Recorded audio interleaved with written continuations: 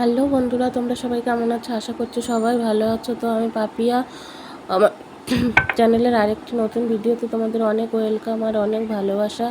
তো দেখো, সকালে আমি ওই রান্না করতে করতে একটু উষ্ণ গরম জল করে ওই যে লেবু জল খেয়ে নিলাম। লেবু জল লেবু খাওয়া স্কিনের পক্ষেও ভালো, আর সকালে লেবু একটু উষ্ণ গরম জলে খেলে গ্যাসের পক্ষেও উপকারী। তো দেখো, আজকে শনিবার।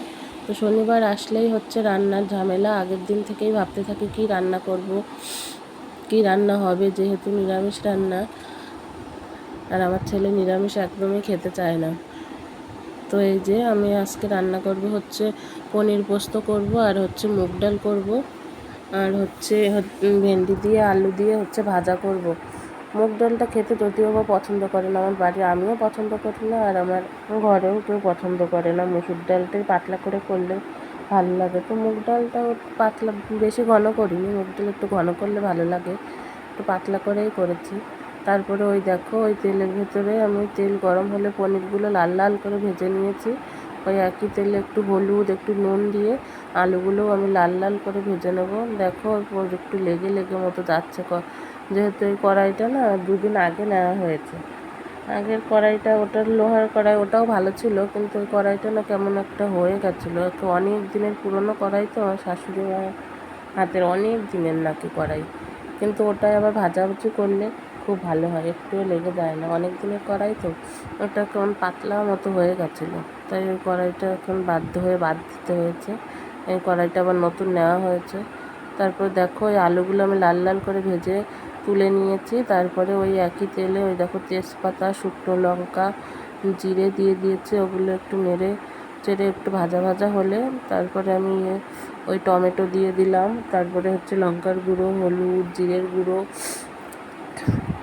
স্বাদ মতো নুন, তারপরে আদা পেস্ট করে নিয়েছিলাম। তার ওগুলো দেখো, ওই যে মশলাটা ভালো করে কষিয়ে নেব।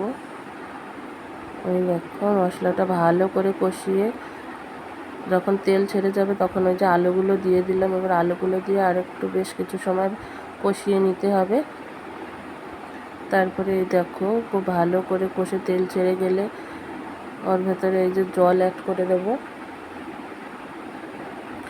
বেশি জল দেবো না, যেহেতু পোস্ত দিয়ে রান্না করব, ওর জন্য বেশি পরিমাণ মতো জল দেব। তারপরে ওই দেখো, ঝোলটা একটু নেড়ে চেড়ে নিতে হবে, বেশ একটু নেড়ে চেড়ে একটু ঢেকে দিতে হবে। তারপরে আলুটা যেহেতু ভাজা ছিল, বেশি সময় লাগবে না সেদ্ধ হতে। তারপরে আলুটা সেদ্ধ হয়ে গেলে ওই পনিরটা দিয়ে দিলাম, পনিরটা দিয়ে দেবো। তারপরে একটু কাঁচা লঙ্কা দিয়ে দেবো। এই যে কাঁচা লঙ্কা দিয়ে দিলাম। তারপরে একটু স্বাদ মতো চিনি দিয়ে দিলাম।